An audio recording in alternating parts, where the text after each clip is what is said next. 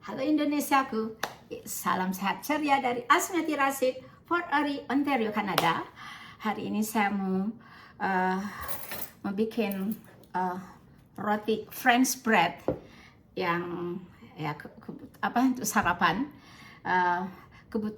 Yang dibutuhkan hanya tepung,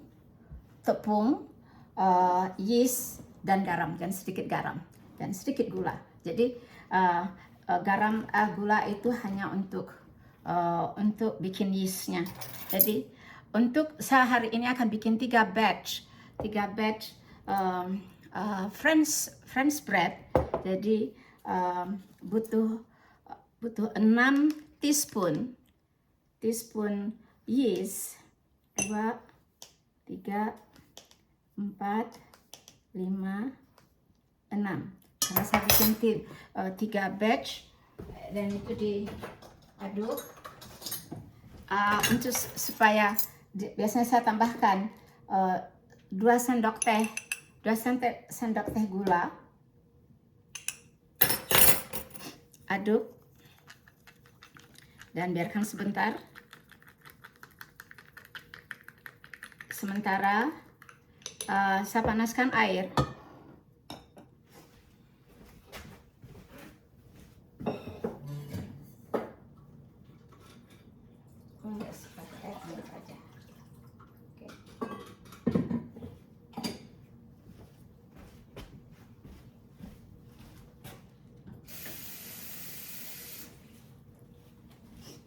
Dibutuhkan air untuk 3 batch butuh 6 cup air.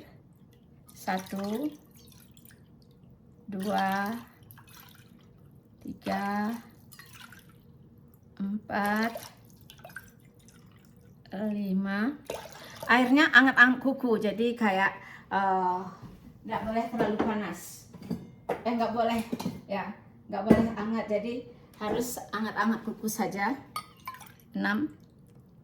Jadi 6 cup air.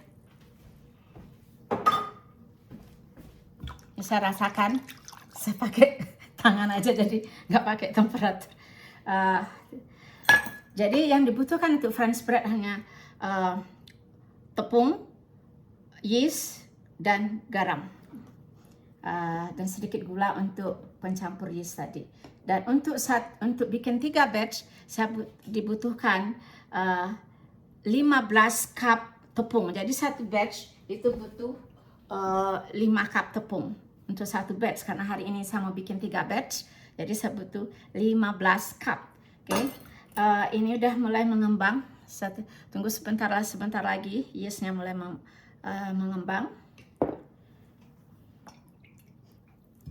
Dan oke, saya langsung aja supaya cepat. Jadi yeastnya saya masukin sini. Campur pakai air. Campurkan pakai air.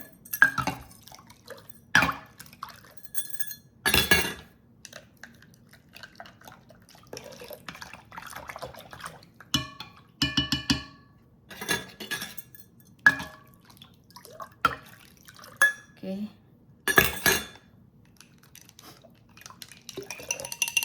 Sudah, aduk rata, make sure aduk rata. You can see me.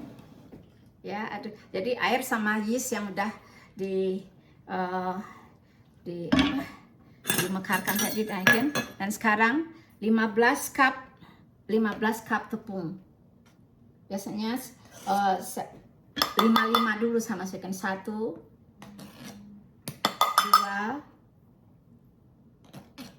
3, 4, 5. Jadi aduk.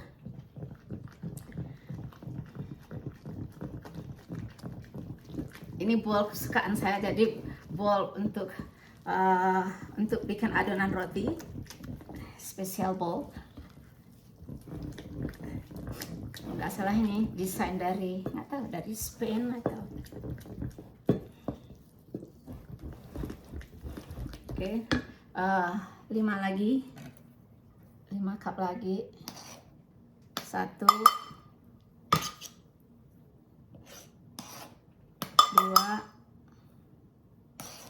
3, 4, 5. Aduk cepat. Saya targetkan untuk yang sesi pertama ini 10 menit, jadi nggak terlalu lama.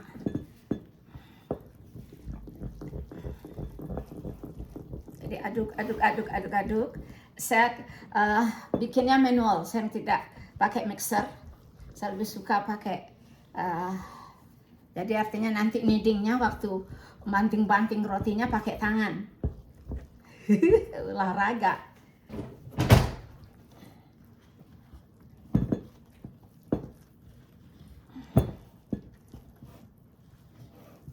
Oke, 5 lagi.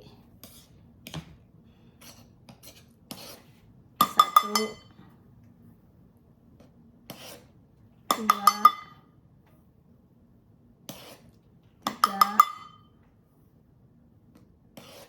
4, 5.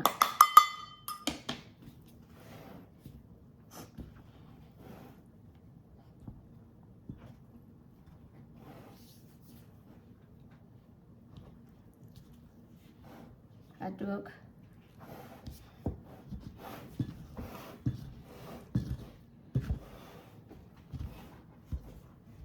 Jadi French bread itu benar-benar hanya tepung sama yeast dan garam. Dan garamnya tergantung. Jadi untuk satu batch itu butuh 2 sendok teh. Tetapi saya lagi ngurangin garam, jadi untuk 3 batch ini paling nanti saya taruh 4 sendok teh saja.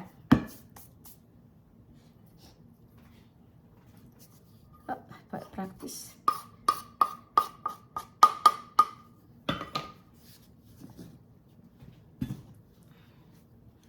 Ya, di sini bread itu apa ya, bread kan ya, kalau kita nasi kan bagi dia.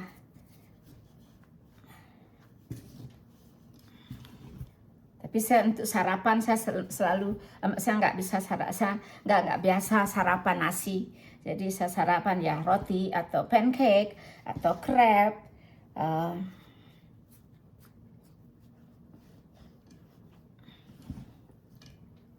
Jadi aduk-aduk sampai rata.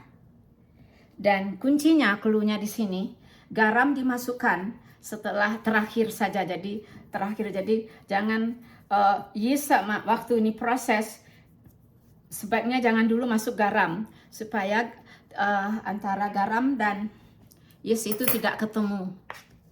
Supaya yeastnya bekerjanya lebih efektif. Untuk saya mau mulai pakai tangan, jadi saya butuh minyak sedikit.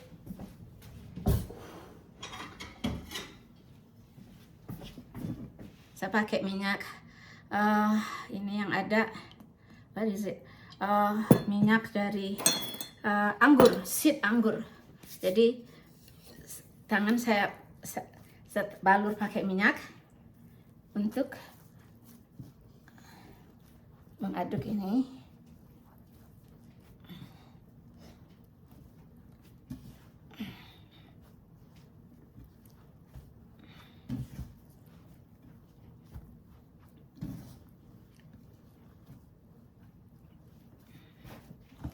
Nih, jadi ini 15 cup itu sekitar 3 gram, 5 cup, saya screw up. 15 cup itu hampir 2 kilogram, jadi 2 kilogram kurang sedikit. Karena 1 kilogram itu 8 cup. Jadi ini 15 cup, ya hampir 2 kilogram. Mungkin nanti waktu saya tambahkan lagi dikit-dikit, ya sekitar 2 kilogram roti, ada 2 kilogram tepung, 6 sendok teh yeast, dan seharusnya 6 sendok teh garam juga. Tapi untuk ini saya nanti akan kurangi, saya hanya bikin 4 sendok teh saja. Oke, saya akan kneading terus ini 20 menit. Dan nanti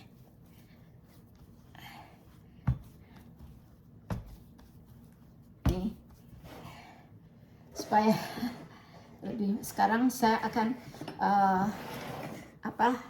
akan saya ini di sini.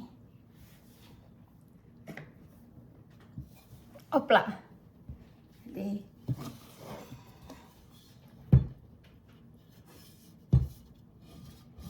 bikin roti bagi saya sejak COVID itu udah kerjaan ya.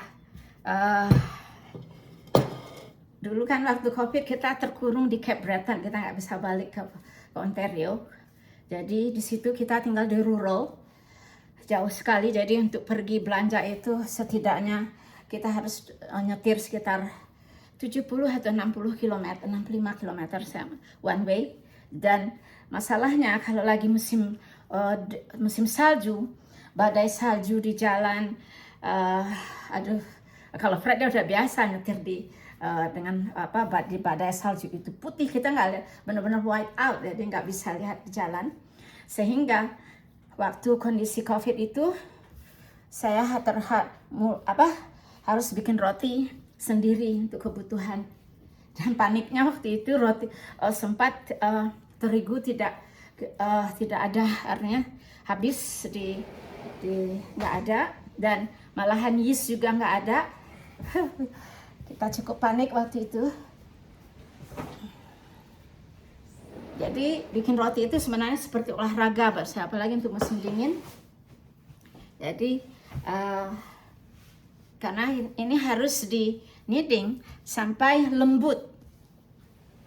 Makin lama di kneading ini, apa istilahnya ya, di banting-banting atau apalah namanya, panas pada dasarnya untuk supaya proses yeast itu bekerja, membantu. Nih, this bother me. I have to. No. Mulai panas, kepanasan. Wait. Okay, like this. Now jadi enak nih. Enaknya French bread itu, artinya yang saya suka gitu ya. Jadi bread ini kan nanti dapatnya ya tergantung berapa loaf sama bikin. Jadi kemudian kita potong-potong. Nanti di sesi berikutnya saya akan sampaikan setelah bagaimana menyimpan roti. Ini kan bukan untuk sehari. Jadi bagaimana menyimpan roti. French bread ini kan rotinya keras di luar, really crunchy di luar, dan tapi di dalamnya lembut. Dan itu nikmatnya itu. Kalau setelah itu kan saya frozen, saya masukin kulkas, dan sarapan tinggal masukin langsung masukin ke toaster, kan sudah potong-potong, masukin toaster, frozen itu. Setelah itu taruh butter, dan terserah Anda apakah, saya selalu sarapan itu sweet, jadi untuk temannya kopi in the morning itu selalu manis. Ya paling kurang untuk pertama. Tapi roti ini juga kadang-kadang untuk lunch, untuk sandwichnya si Fred juga pakai roti ini. Oh, not nice.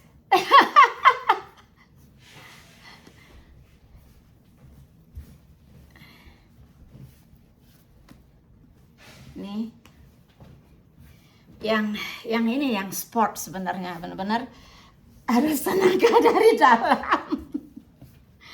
Tapi untuk olahraga, jadi terutama untuk musim dingin, ya sekarang belum musim dingin, masih bisa olahraga jalan keluar atau kegiatan outdoor masih banyak, itu kebun saya juga belum selesai.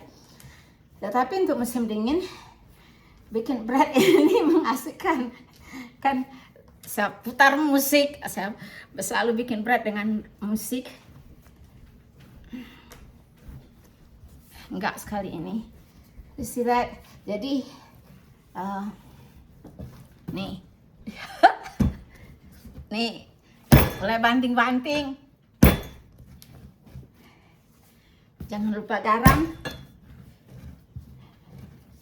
Kalau tidak kalau tidak cukup kneadingnya ini, rotinya jadi banyak lubangnya dan nggak kurang. Kalau saya suka, kalau orang Prancis moelleux, jadi di dalamnya itu lembut dan padat kan. Jadi ada yang nanya, apakah adonan French bread itu sama untuk bikin baguette? Ya, sama. Jadi baguette itu cara nanti waktu bentuk terakhirnya beda. Kalau ini saya bikin loaf yang besar, tapi kalau baguette kan tinggal dibikin panjang-panjang. Satu baguette itu berapa gram ya? Kalau loaf ini saya bikin sekitar per satu bread 600 gram.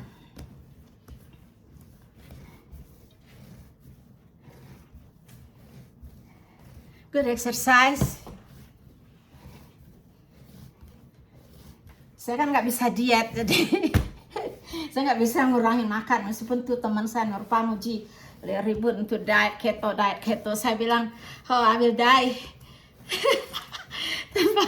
tanpa carb. I need carb. Ya prinsipnya kan kalau input output saja kan dalam hidup itu menurut saya ya. Jadi bagaimana menyeimbangkan apa yang kita intake, yang kita masukkan ke mulut, artinya bisa konversi lagi ke bentuk lain, itu dibakar melalui dengan kita harus moving, bouger.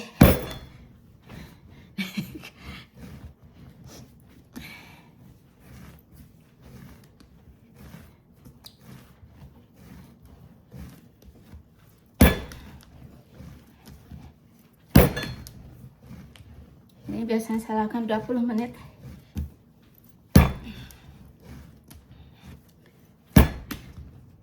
Dan sekarang saya mulai campurkan garam.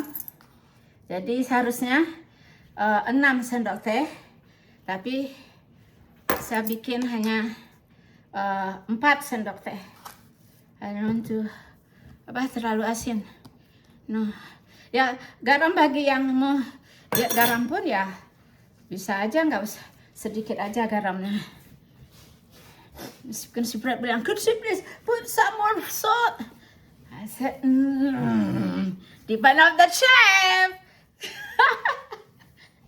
Ya kan, terlalu banyak garam juga nggak bagus. Emang lebih enak sih, lebih gurih. Kalau banyak garam itu lebih gurih.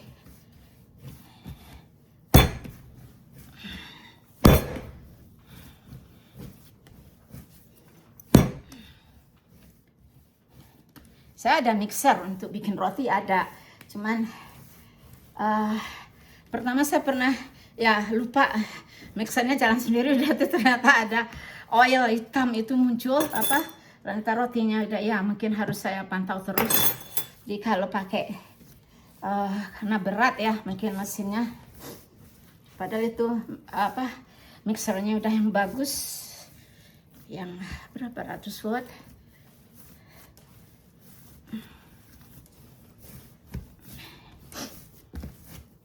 Jadi garam itu dimasukkan terakhir. Jadi supaya dia tidak ketemu langsung dengan yeast yang lagi berproses. Dan setelah ini roti akan adonan ini saya akan fermentasikan selama fermentasi pertama 20 menit 2 jam.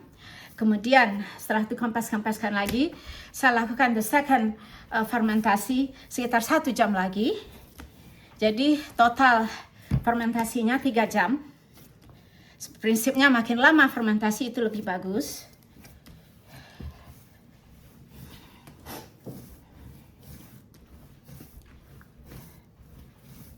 Nanti pas 20 menit saya hentikan. Jadi karena untuk fermentasinya cukup dimasukin mungkin untuk supaya lihat. Jadi dibentuk cantik, artinya supaya padat, benar-benar padat. Kemudian nih, masukin lagi ke bowl ini, masukin ke bowl. dan tutup. Dan biasanya saya simpan di kabinet supaya udah saya tutup rapat dan biarkan naik. Oke, nanti sampai tahap kedua bagaimana proses setelah mekar sampai proses pembakaran. Oke, bye bye, see you later.